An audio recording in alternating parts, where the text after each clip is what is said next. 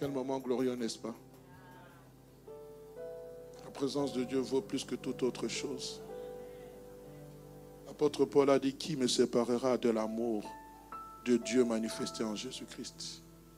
Et lui-même trouvera la réponse. Il dit, ni la mort, ni les circonstances présentes ou à venir, ni la maladie, ni aucune autre domination ne pourront me séparer de cet amour. Oh, je me souviens de ces cantiques. J'ai l'assurance d'être sauvé. Car en Jésus, bien-aimé, Jésus c'est notre tout. Jésus c'est notre tout. Je ne sais pas en dehors de Jésus, qu'est-ce que nous pouvons trouver. Je pense que c'était le samedi passé, si ma mémoire est bonne. J'étais à un deuil familial et j'avais une cousine qui avait perdu son père. Elle a entonné un ancien cantique que j'ai chanté à l'époque. Et subitement, j'ai commencé à pleurer. Et j'ai commencé à dire, Seigneur, que l'argent, que le bien présent, que le matériel ne me corrompt pas, ne m'éloigne pas de toi. Il y a certaines prières que nous faisions à l'époque. Seigneur, donne-moi $10, donne-moi. Aujourd'hui, on ne les fait plus. Vous n'avez pas connu ça.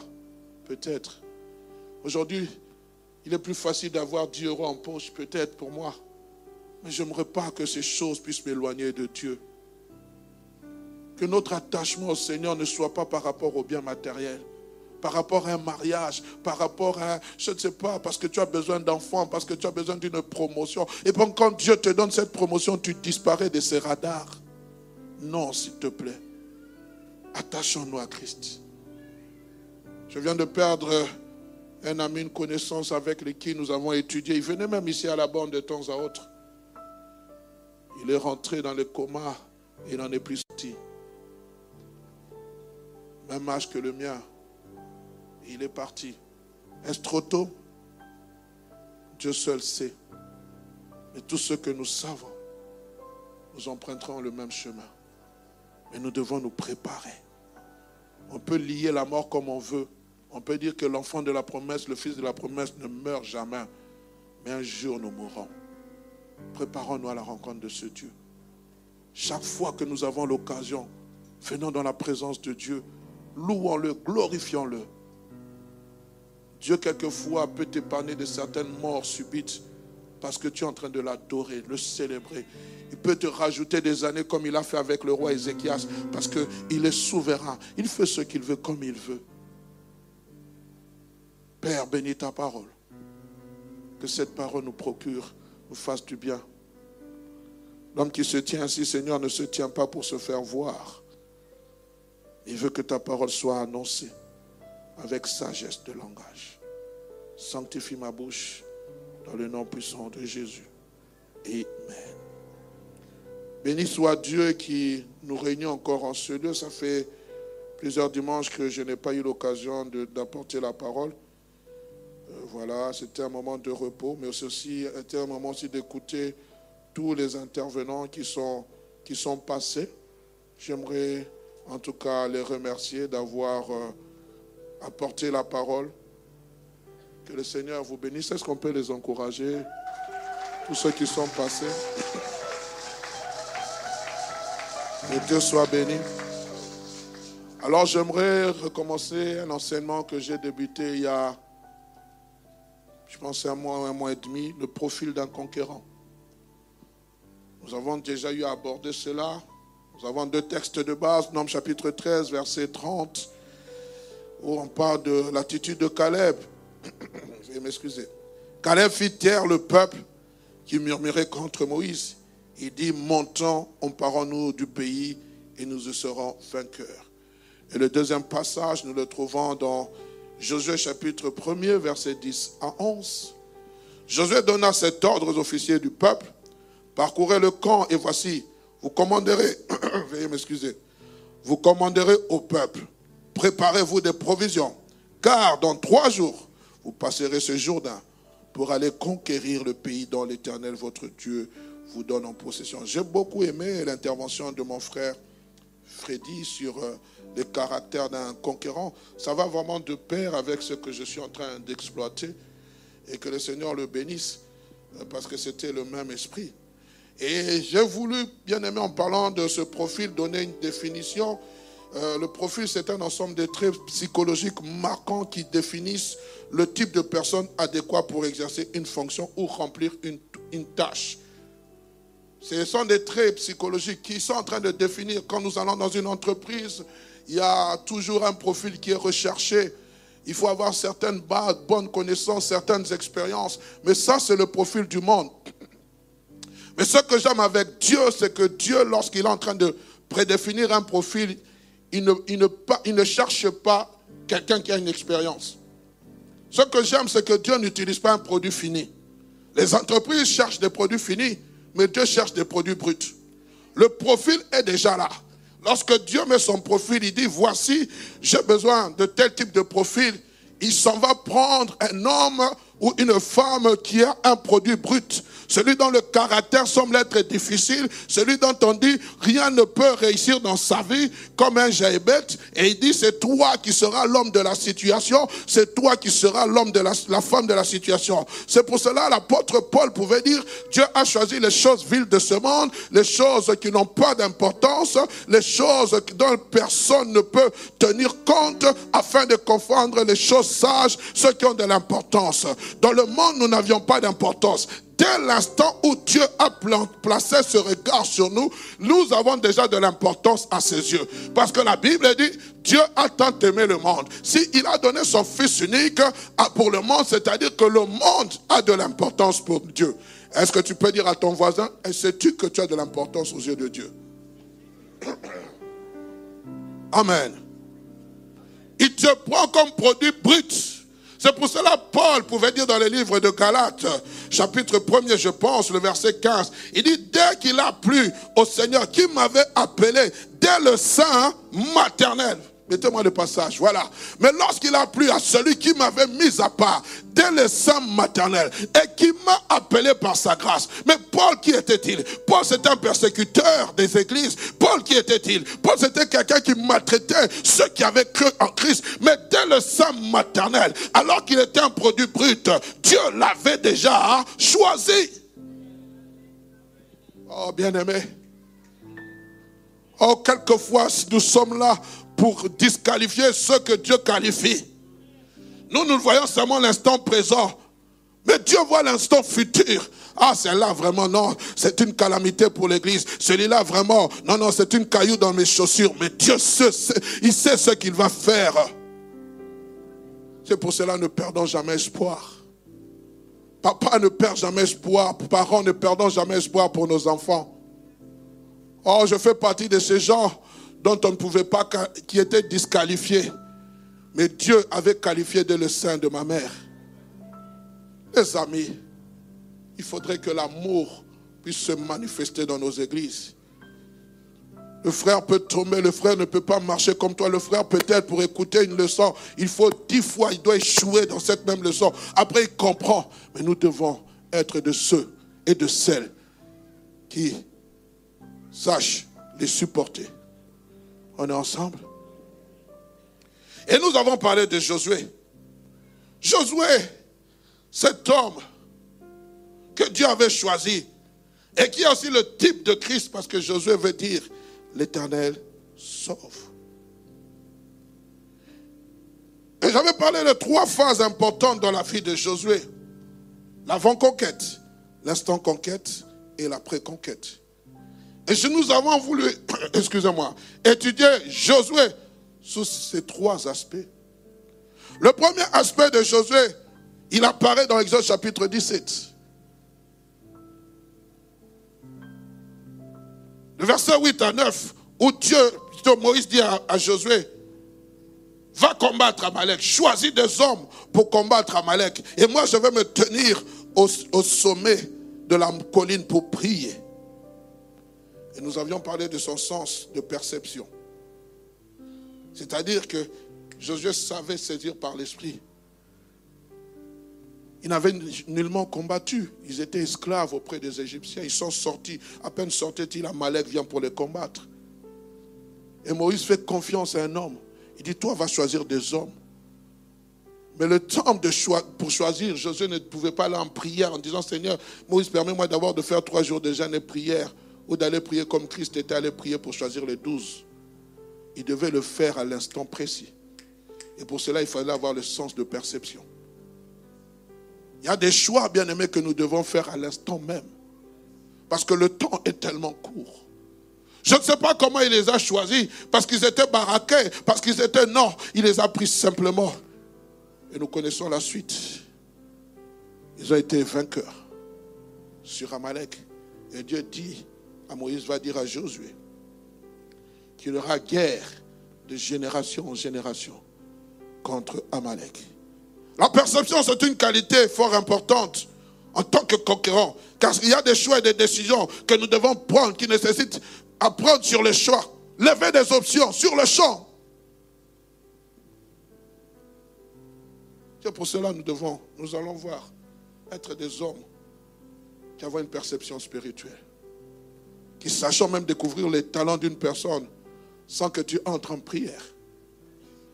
Je me souviens la première fois où j'ai prêché, on attendait à cette époque l'apôtre Veil, qui était un mentor, l'apôtre Dalo, du pasteur Kali, de beaucoup de ces gens aujourd'hui que vous voyez. On l'avait invité pour venir donner un enseignement sur l'enlèvement. On a dit, bon, ce n'était pas sûr qu'il allait venir parce qu'il préparait son voyage pour l'Afrique du Sud. Et alors on a dit, bon, frère Hugues, vous allez prêcher comme tu te prépares au cas où l'apôtre n'est pas là. J'ai commencé à prêcher et subitement il apparaît. Je voulais arrêter pour lui céder place. Il m'a dit, continue. J'aime ce genre de personnes. C'était la première fois que je me tenais devant une cellule. Et à la fin, il va m'appeler, il me dit, si je ne voyage pas,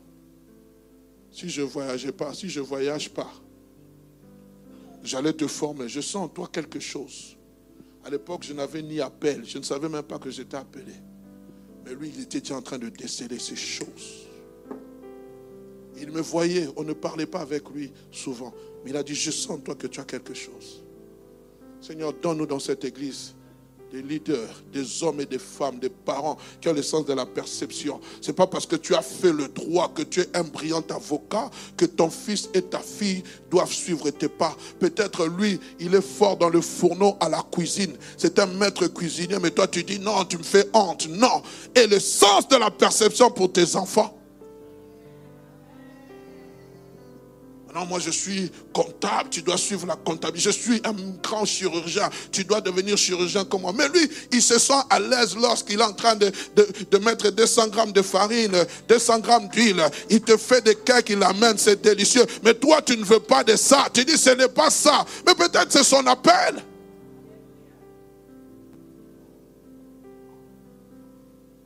Amen. On est ensemble. Parents, apprenez à parler avec vos enfants. Que veux-tu faire dans la vie?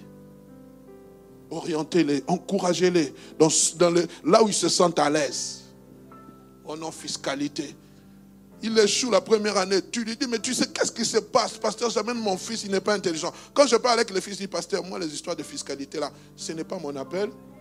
Moi, je me sens à l'aise, pasteur, quand je suis en train de dessiner sur un tableau, je me sens à l'aise quand je suis sur le terrain. Les amis, c'est une parenthèse que nous fermons. Amen. Deuxième chose, le sens de sa soumission. Josué était quelqu'un de soumis. Lorsque vous êtes dans Josué chapitre 1er, le verset 1er, la Bible dit après la mort de Moïse, serviteur de l'Éternel, L'Éternel dit à Moïse, fils de Nun, serviteur de Moïse. J'aime Josué. Moïse est mort. Il est en train d'écrire parce que ces écrits que Josué est en train de mettre, cocher, ce n'est pas qu'il est en train de le faire en direct. À un moment donné, il s'est reposé. Il a commencé à transcrire toutes ces choses. Mais même à sa vieillesse, Josué il ne s'est jamais présenté comme serviteur de l'Éternel. Il a honoré son mentor qui était Moïse. J'ai servi aux côtés de Moïse et il a dit serviteur de Moïse. Il était soumis, bien-aimé. Il ne va jamais permettre de se présenter comme serviteur. Qui dit soumission, voit l'humilité. Et nous le voyons aussi dans Exode chapitre 24, verset 13. Moïse se leva avec Josué, qui le servait. Et Moïse monta sur la montagne, qui le servait. Oh! J'aimerais dire aussi aux serviteurs de Dieu, ce n'est pas parce que quelqu'un te sert, il est ton esclave. Mieux vaut apprendre auprès de quelqu'un qui sait honorer une personne qui le sert, d'être quelqu'un à côté de quelqu'un qui te considère comme ton esclave. Je bénis grandement le Seigneur. J'étais aux côtés d'un homme qui m'a appris c'est quoi le ministère. Et jusqu'à présent, on échange toujours. Et lorsqu'il se tient du haut de cette chair, il ne me présente jamais comme étant, il me dit toujours, mon compagnon d'œuvre. Pourquoi? Parce qu'à un moment donné, le serviteur grandit. On est ensemble. L'humilité doit nous précéder, bien-aimés, dans tout ce que nous faisons. Dans le travail auquel Dieu t'a appelé, tu sais d'où tu viens. Tu sais ce que Dieu a fait dans ta vie. Tu sais comment Dieu t'a pris derrière les troupeaux des brebis pour te placer devant le peuple d'Israël. Alors n'oublie jamais d'où tu viens. Et lorsque tu es ce que tu es, rends grâce à Dieu. Ce n'est pas la question de t'enorgueillir. Oh, je suis fâché contre ces gens. Une fois simplement, on vous donne voiture, on vous donne, je ne sais pas, maison de fonction, téléphone, tout ce que vous voulez, votre démarche change. Je n'ai plus le temps, tu ne côtoies plus n'importe qui, tu es devenu dans une haute sphère. Bien-aimé, l'humilité précède la gloire. Allez demander au roi Nabuchodonosor, lorsqu'il a commencé à s'enorgueillir, comment Dieu l'a frappé. L'orgueil précède la chute. Est-ce que tu entends ça, Hugues? À l'époque, on ne te servait pas. Aujourd'hui, les gens font des courbettes devant toi. Cela ne fait pas de toi un plus. Si tu n'as pas encore atteint le sommet. Et de quel sommet on parle? J'ai vu des gens qui pensent atteindre leur sommet, qui sont aujourd'hui avec rien, qui viennent te demander de l'argent. Et lorsque tu regardes, il te parle des connexions, il te parle de son carnet d'adresse. Tu dis, c'est seulement le même. Hier, qui se promenait avec des gardes du corps. Aujourd'hui, qui manque même un toit où dormir. Il était neveu d'eux, fils d'eux. Tu prends l'ascenseur, je prends les escaliers. On arrive au premier palier, l'ascenseur s'ouvre, salue-moi. Parce que l'ascenseur descend plus vite que les escaliers. Quand moi je vais redescendre, je vais descendre à l'aise. Mais toi, quand l'ascenseur descend là,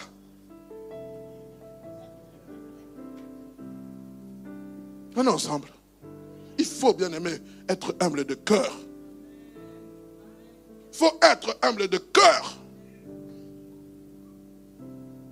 Il y a des gens qui viennent dans cette église. Quand vous allez au travail, garde du corps. Tout ce que vous voulez. Et quand je le vois ici, simple. Toi, tu n'as même pas encore un garde du corps, mais c'est terrible.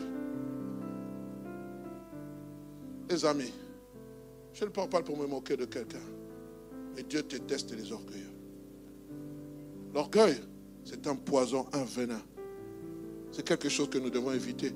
Si vous me sentez devenir orgueilleux, venez me rappeler. Je ne fais pas de ces choses.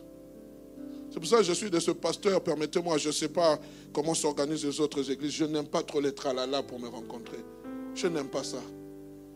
Je n'aime pas. Parce que je trouve à un moment donné, ça fait un peu trop d'excès. Je peux continuer?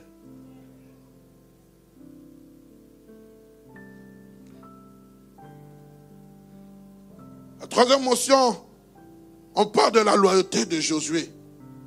La Bible parle de Josué, fils de Nun. La Bible dit, dans Nombre chapitre 11, verset 28, Et Josué, fils de Nun, serviteur de Moïse, depuis sa jeunesse, prit la parole. Moïse, mon Seigneur, empêche-les. On utilise cet adverbe depuis, cet adverbe de proposition pour marquer un rapport de temps. En y réfléchissant, nous comprenons que Josué avait commencé la jeunesse, dès sa jeunesse, aux côtés de Moïse. Et même lorsqu'il était âgé d'un certain âge, il avait atteint un certain âge, il était resté loyal à Moïse. Et cette loyauté, on va le voir lorsqu'on va les envoyer. Alors que les 10 espions donneront un rapport négatif. La Bible dit, et il parlait de lapider Moïse. Josué et Caleb déchirèrent leurs vêtements. Comment vous voulez toucher? Aujourd'hui, si on critique votre pasteur, comment vous allez réagir? Regardez-moi droit dans les yeux.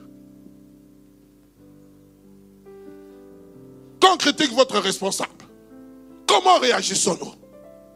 Quand on parle de les lapider, nous-mêmes nous sommes là en train de les lapider. Les amis, la loyauté. Dieu cherche des hommes loyaux qui sont prêts à défendre son œuvre, bec et ongle, des conquérants loyaux qui ne changent pas d'avis.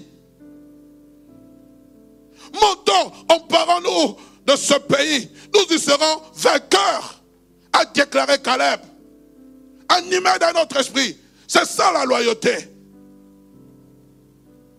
Aujourd'hui, bien-aimés, nous avons des Absalons à l'église qui sont en train de préparer des coups bas pour détrôner les David.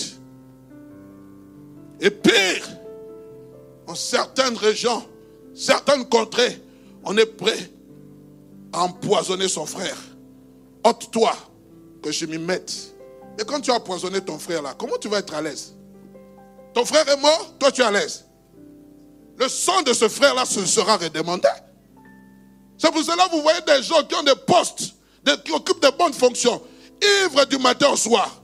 Dans les boîtes de nuit, ils ne dorment pas. Vous pensez que non, le sang est en train de crier.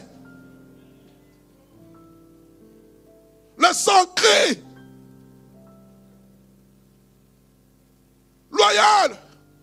Le jour où je quitterai cet endroit, celui qui va me remplacer, qu'il ne vienne pas dire je vais corriger les erreurs de votre pasteur. Je vais te sortir là, je te dis tu vas corriger quoi toi?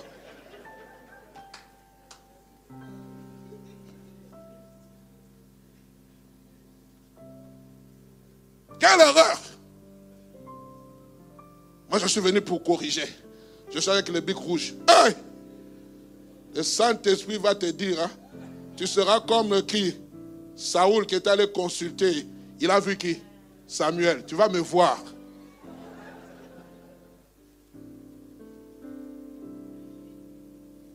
La loyauté n'est pas une servitude en soi. C'est plutôt l'esprit de service.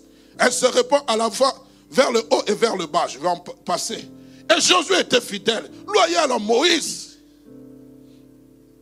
C'est pour cela plus tard, lorsque Moïse est entré en prière pour demander qui va le succéder, Dieu va parler de Josué. Ce n'est pas Moïse qui a choisi Josué, c'est Dieu. À cause aussi de sa loyauté. Beaucoup de gens proclament leur bonté. Un homme fidèle, qui le trouvera? Chérie, je t'aime. Je t'aime. Mais sur TikTok, tu fais quoi? Sur Instagram. Vous savez, quelquefois sur Instagram, là, il y a des profils qui apparaissent. Et puis vous allez voir, tel est connecté à ces profils. Vous regardez d'abord les profils qui apparaissent, tu dis, comment ce frère-là peut être connecté à ces profils? Est-ce que je mens? Comment tu peux te connecter à un profil? Et quand vous voyez la personne là, en tenue vraiment excentrique, et toi tu es en train de liker. Et puis tu viens à Shandaroko Sadaraba Sada.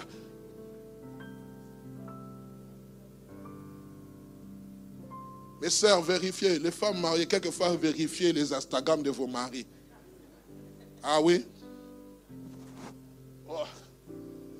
Vous mettez des codes compliqués là pour que la dame ne puisse pas voir. Ma femme connaît le code de mon téléphone, hein, je ne lui cache rien. De temps en temps, elle jette le coup d'œil. Mais l'intégrité est tellement là qu'il n'y a rien du tout.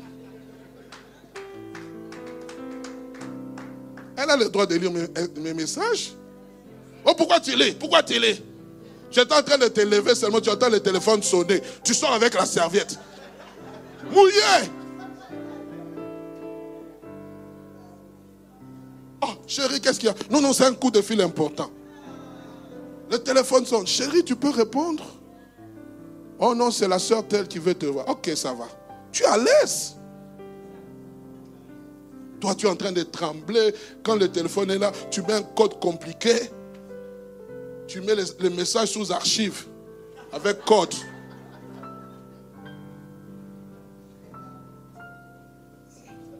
Et toi aussi, ma soeur, de même. Hein? Tu penses seulement c'est l'homme? C'est une histoire de groupe des anciens dés.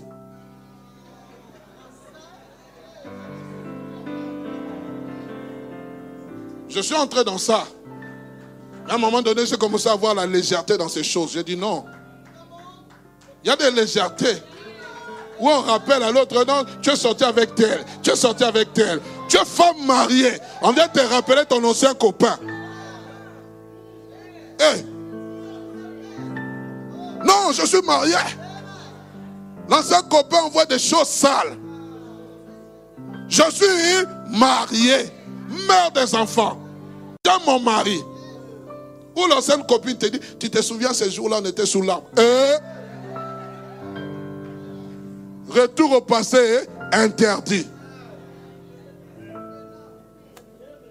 Oh, les anciens dés. Celui qui est en Christ est devenu une nouvelle créature. Toutes choses sont devenues nouvelles. Les choses anciennes sont.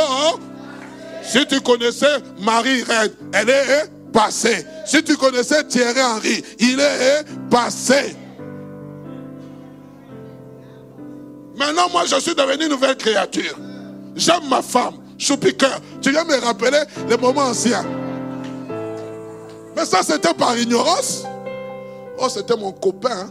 Ce pasteur-là était mon copain. C'est fini ces choses. Quand tu m'avais dit non, on est parti. Tu es parti à gauche, moi je suis parti à droite. Donne-moi un amen de gloire, je te parle. Ça fait partie de la parole. Oh non, pasteur, pourquoi tu viens refaire jaillir le passé? Je ne fais pas rejaillir le passé. Toi, tu es en train de faire rejaillir le passé. Ta femme et ton mari ne sont pas au courant. Oh, ça, tu as sur ton téléphone le numéro de ton ancien copain. Pour faire quoi? Vous allez parler de quoi? Vous ne travaillez pas dans le même service.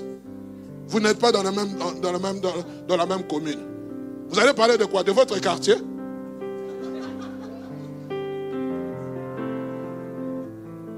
Je peux parler. Que le Seigneur nous fasse grâce. Il y a des gens qui sont programmés pour détruire votre mariage, votre avenir. Vous ne savez pas. À lui, au moins, il me disait des mots gentils. Toi, depuis que je suis marié, c'est seulement Chandaro, Kosadara, Baba. Mais s'il ne s'est pas dit des mots gentils, apprends-lui à dire des mots gentils.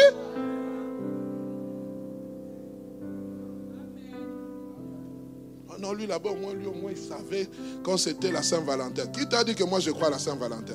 Moi, la Saint-Valentin, c'est tous les jours. Je n'attends pas le 14 février pour t'offrir des fleurs. Je n'attends pas le 14 février pour t'offrir des parfums. Je n'attends pas le 14 février pour t'en donner une carte. Moi, le je t'aime, c'est tous les jours. C'est de l'abondance du cœur que la bouche parle. Si tu ne sais pas dire ces choses à ta femme, cantique de cantique, va écrire, mémorise, parle, va dire. La femme est un être faible.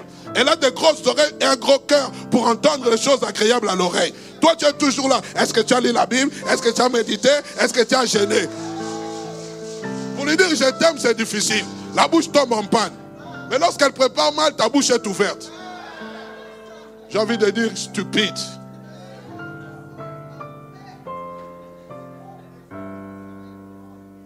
Ma soeur, nous sommes dans la loyauté, non? Je n'ai pas fini. Ton mari là, la dernière fois où tu l'as coupé les ongles, c'était quand?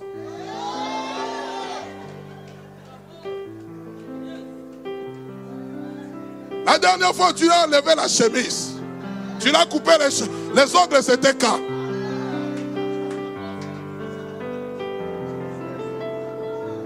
Oh non, pasteur, maintenant j'ai des enfants, c'est devenu difficile. Et, attention, c'est le même homme qui sort, qui va au travail. Il va voir une Jézabel. Hein. Il va voir comment Dali là, il va mettre la tête sur les cuisses. Faites attention. Quand il revient du travail, il est fatigué. Prends-le, coupe-le les ongles, prépare. Dis aux enfants, allez dormir. Je m'occupe de mon premier chéri. Est-ce qu'on peut acclamer le Seigneur?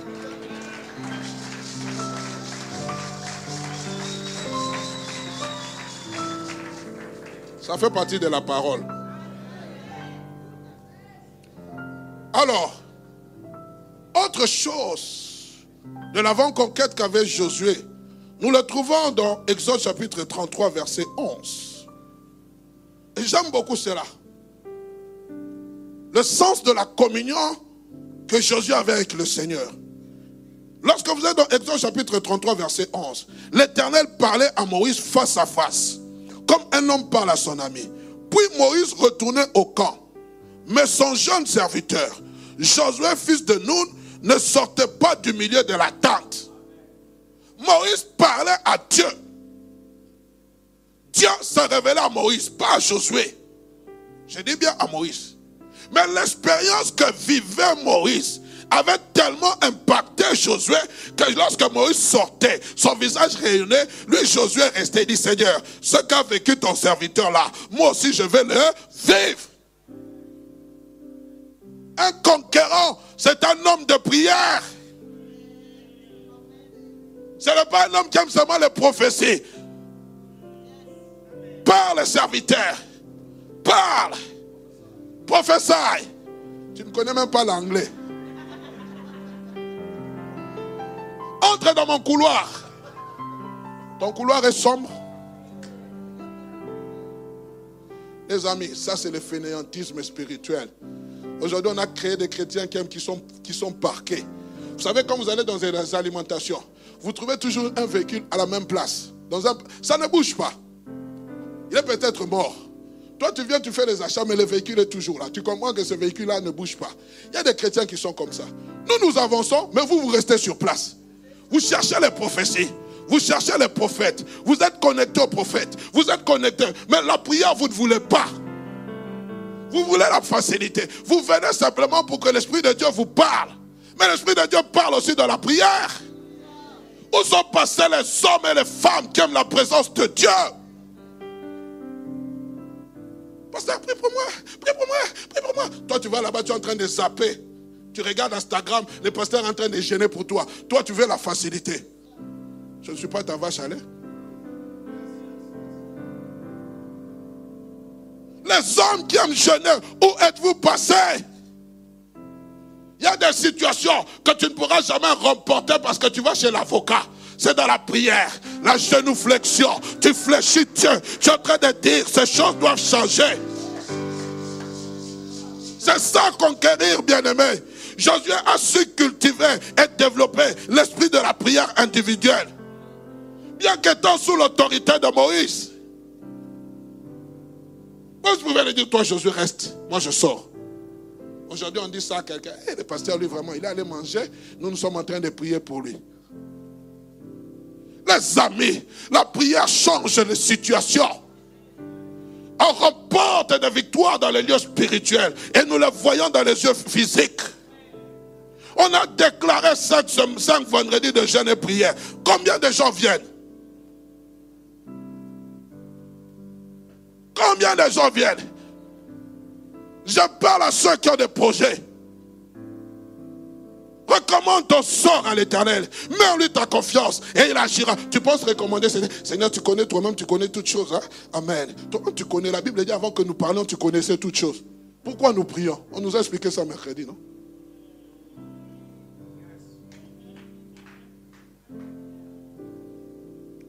Bon, Josué, un conquérant, c'est quelqu'un qui bouscule son programme pour intensifier sa communion. Et je crois que cela est un atout qui va aussi pencher sur la balance divine par rapport au choix de Dieu. Bien-aimés, rien ne peut remplacer la prière. Par elle, nous remportons les conquêtes spirituelles avant que celles-ci ne soient physiques. La prière, c'est le best, c'est le must. La prière paye toujours. Actuellement, j'ai un cantique que je suis en train de suivre. C'est en langue vernaculaire. La prière paye. Les gens cherchent le fétiche, mais nous prions. La prière paye. La prière fervente du juste a une grande efficacité. Invoquez-moi et je vous répondrai. Tout ce que vous demanderez en priant, en mon nom, par la foi, croyez que vous l'avez obtenu. Où sont les hommes de foi qui savent quand j'entre dans ce lieu, avant que je n'ouvre ma bouche, l'exaucement est déjà là. Des gens déterminés, comme Jésus qui pouvait se tenir devant la tombe de Lazare et dire, Père, je te prie, je sais que tu m'exauces toujours. Quelle audace! Des hommes et des femmes de foi. On parle de ces gens qui ont apporté le réveil. C'était des hommes et des femmes qui aimaient la présence de Dieu. On ne te voit que le dimanche. Pasteur, je suis occupé la semaine. Moi, je travaille, pasteur. C'est pas facile. Ce pays, vraiment, ce pays, frère, si tu n'es pas violent, tu n'es pas violente, tu vas travailler, tu vas te fatiguer, mais tu vas obtenir que dalle. Aucun résultat. Depuis le temps de Jean-Baptiste, le royaume de Dieu est forcé. Et ce sont les violents qui ne sont pas. Oui, je travaille, mais je programme. Je fais un programme. Vendredi, je suis là. On a dit vendredi, c'est au travail. Je fais tout pour finir à temps. Venir implorer la grâce de Dieu sur mes enfants. J'ai besoin de la grâce de Dieu dans ma vie. Sans la prière, c'est l'échec. Sans la prière, c'est l'échec. Retiens ça. Tu peux réussir sur le plan, je ne sais pas, du travail. Tu peux réussir sur tous les aspects. Mais sans la prière, tu vas échouer. C'est pour cela, ce soir, nous allons renverser les géants. Car dans la prière, il y a des géants qui doivent être renversés. Dans les lieux secrets, il y a des effets qui sont immédiats. Un conquérant qui n'aime pas la prière ne pourra jamais entrer en possession de son territoire promis, ni remporter de victoire. Il va tourner en rond pendant plusieurs années. Permettez-moi d'insister dessus, même si nous finissons sur ce point. Je prie que nous soyons des conquérants dont les yeux et les oreilles spirituelles sont ouverts pour voir et entendre les choses de l'esprit. Tu ne peux pas entendre les choses de l'esprit si tu n'es pas une personne qui aime la communion avec l'esprit de Dieu. C'est impossible.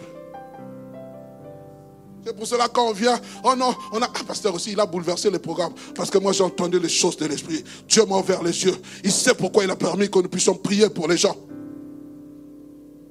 J'aime les choses de l'esprit.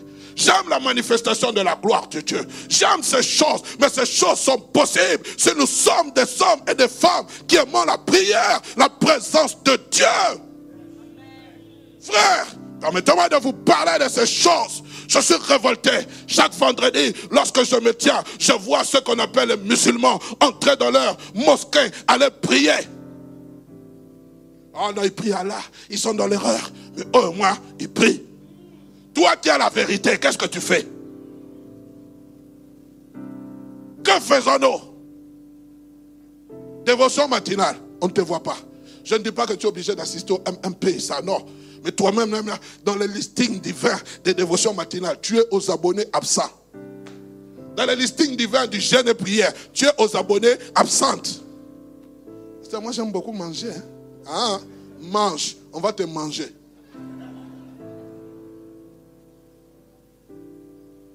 Les disciples rentrent vers Jésus. Ils disent, même les démons nous sommes soumis. Ils étaient contents. Les démons nous sont soumis. Et Jésus leur dit, parce que les démons leur étaient soumis, parce qu'ils avaient prié. Jésus les avait enseignés. Il a dit, et la Bible dit, Jésus tressaillant déjà, il dit ceci, Jésus leur dit, je voyais Satan tomber du ciel comme un éclair. Comment Jésus peut voir Satan tomber du ciel comme un éclair? La perception spirituelle, la prière qui engendre les chutes de tes adversaires. C'est ça, frères et sœurs. Sois Sois un homme de prière. Laisse tomber la distraction. Laisse tomber TikTok. Laisse tomber Facebook.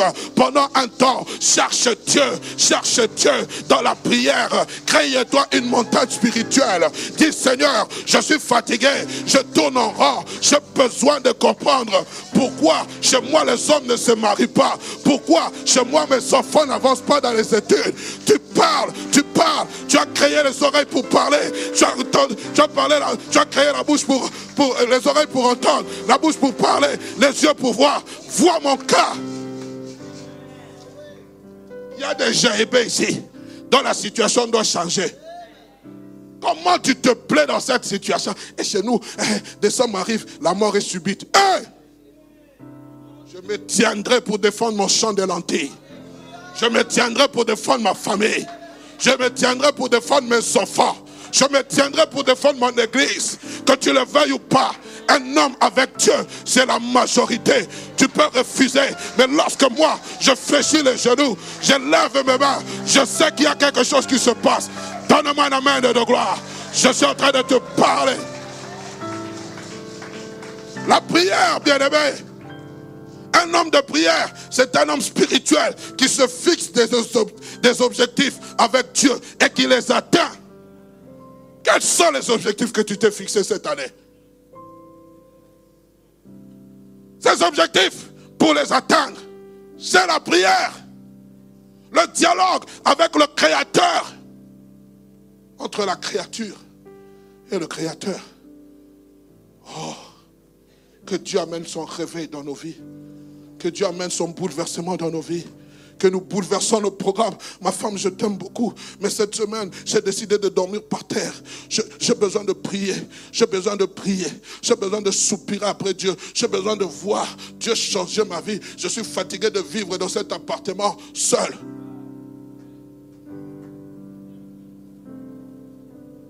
La prière, c'est pour des hommes et des femmes insatisfaits. Le jour où tu seras satisfait, comme David, tu ne vas plus prier. Mais il y aura, à un moment donné, une Bathsheba qui viendra te rappeler qu'il ne faut pas regarder n'importe où. Parce que quand tu ne pries pas, tes yeux deviennent, tu regardes comme n'importe où. La convoitise s'ouvre. Mais quand tu es dans la présence de Dieu, tu vois la gloire de Dieu descendre. Tu vois Dieu guérir. Des fois, c'est Dieu qui fixe des objectifs, qui se fixe des objectifs pour nous et qui veut que nous puissions les atteindre.